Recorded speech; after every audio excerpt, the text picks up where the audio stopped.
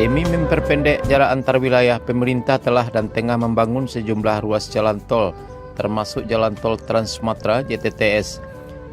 JTTS membentang dari Lampung hingga Aceh dan memiliki koridor utama beserta jalan pendukung atau sirip. Salah satu jalan sirip yang direncanakan adalah Jalan Tol Padang Pekanbaru di Provinsi Sumatera Barat, dengan total panjang 225 km. Proses pembangunan jalan telah dimulai pada tahun 2018 lalu. Bahkan saat groundbreakingnya, Presiden Joko Widodo hadir untuk meresmikan dimulainya pembangunan jalan tol tersebut. Sayangnya hingga 4 tahun berlalu, proyek jalan tol pertama di Sumbar ini belum juga tuntas dikerjakan. Ternyata terkendalanya proyek ini karena pengadaan lahan. Sebagian masyarakat menolak tanahnya dialihfungsikan sebagai jalan tol. Tak hanya itu, pengadaan lahan juga memunculkan masalah lain, yakni dugaan korupsi yang dilakukan oknum tertentu. Meski sempat terkendala, proyek pembangunan Jalan Tol Padang Pekanbaru Seksi 1 ruas Padang Sicincin kini sudah mulai menunjukkan kemajuan. Bahkan proses pengadaan lahan ditargetkan bisa rampung pada Juli 2022. Pemerintah Provinsi Sumatera Barat, Kementerian Agraria dan Tata Ruang Badan Pertanahan Nasional ATR BPN bersama sejumlah pihak tengah mengenjot masalah pembebasan lahan. Berdasarkan data kantor wilayah ATR BPN Sumbar menunjukkan dari 1.485 bidang tanah terdapat sebanyak 920 bidang atau 61,95% telah dibebaskan. Sementara itu sisanya sebanyak 565 bidang atau 38,05% masih dalam proses pembebasan.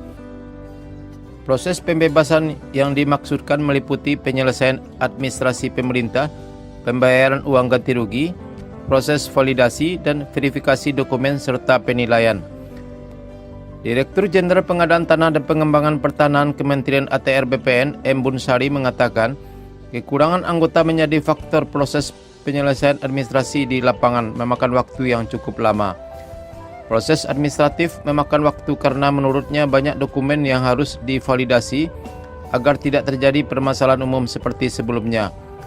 Untuk mengatasi masalah ini, pihaknya akan mengirimkan personel dari kantor BPN Kota Padang guna membantu pengurusan pembebasan lahan. Berarti yang PKO itu yang untuk pembebasan lahan ini? Ya, kita tambah anggotanya karena teman-teman P2T itu kan sedikit ya, dan mereka sudah kerja siang malam, capeknya luar biasa, dan kembali lagi memeriksa berkas ini butuh kehati-hatian.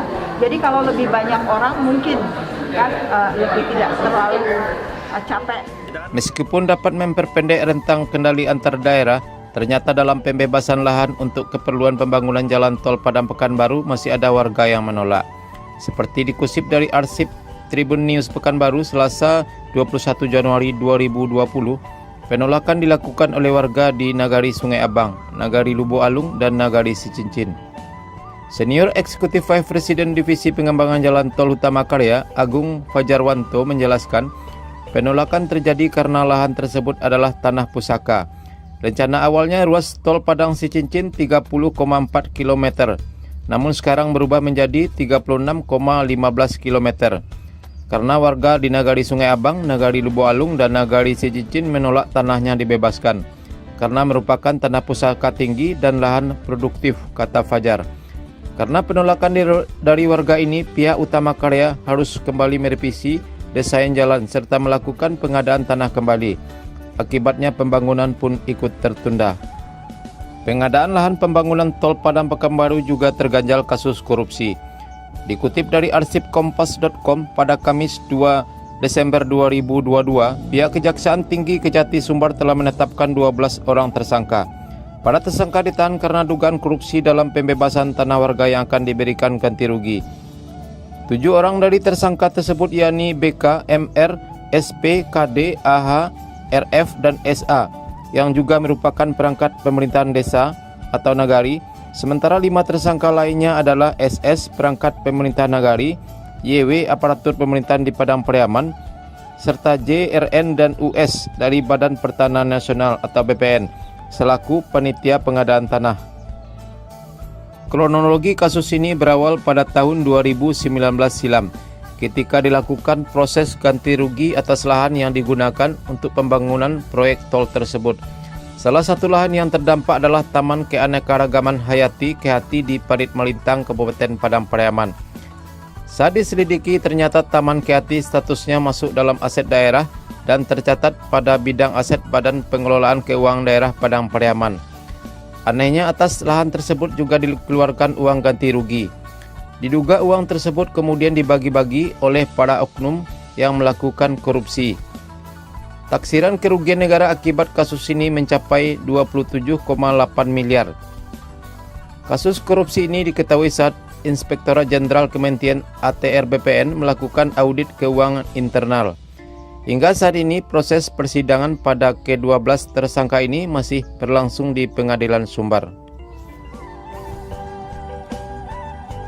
Sebagai informasi, proyek jalan tol Padang Pekanbaru sepanjang lebih dari 260 km ini terdiri atas 6 seksi, yaitu seksi 1 Padang Sicincin 36,6 km, seksi 2 Sicincin Bukit Tinggi 38 km, seksi 3 Bukit Tinggi Payakumbuh 34 km, seksi 4 Payakumbuh Pangkalan 58 km, seksi 5 Pangkalan Bangkinang 56 km, dan seksi 6 Bangkinang Pekanbaru 40 km.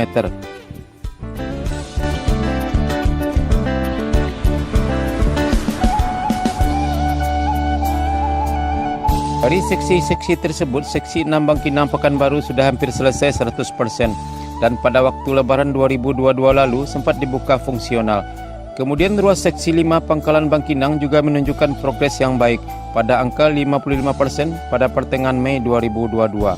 Selanjutnya seksi 1 Padang Sicincin mencapai progres 45% pada Maret 2022.